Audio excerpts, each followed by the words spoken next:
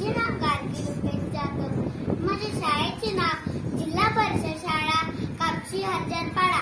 शाळेत शिकवणाऱ्या शिक्षकांशिवाय निसर्गातील अनेक घटक आपले गुरु असतात.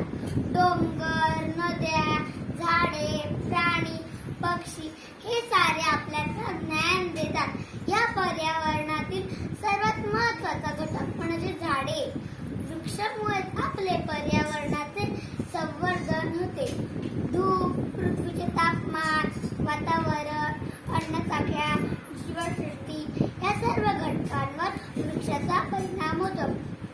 मित्रांनो, शेकडो वर्षापूर्वी साधू संतांना वृक्षाचे महत्त्व पटले होते.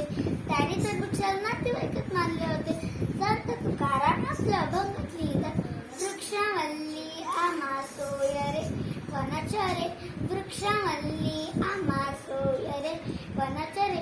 मित्रांनो, हजार वर्षापूर्वी साधू संतांना महत्त्व पटले होते, तर या वैज्ञानिक युगातील सुशिक्षित बुद्धिमान मानवाला का बरे कळत नाही?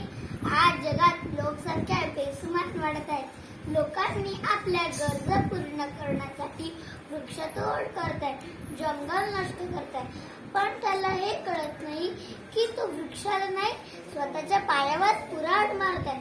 आज आपण पाहतच आहोत की काही ना काही नैसर्गिक आपत्ती माणसावर ओढावत आहे. कुठे महापूर, कुठे भूकंप, कुठे दुष्काळ, तर कुठे माळींसारख्या ठिकाणी दरड कोसळत आहे. या सर्व संकटांचा जर आपण अभ्यास केला तर असे लक्षात येईल, याला कारण म्हणजे वृक्षतोड. मित्रांनो, वृक्ष आपल्याला खूप उपयोगी आहे, म्हणून सर्वांनी झाडे लावली पाहिजे. एक झाड लाव मित्रा, त्याला पाणी घालू. एक झाड मित्रा, त्याला पाणी घालू. मोठे झाल्यावर त्याच्या सावलीत खेळू. मोठे झाल्यावर त्याच्या सावलीत खेळू. एक झाड लावू मित्रा, त्याला कुंपण करू. एक झाड लावू मित्र, त्याला कुंपण करू. मोठे झाल्यावर फुले ओझळीत भरू. मोठे झाल्यावर फुले ओझळीत भरू. ओझळीत भरू फुले ओझळीत भरू. एवढे बोलून मी माझे 2 शब्द संपवते. जय हिंद, जय भारत, जय महाराष्ट्र. धन्यवाद.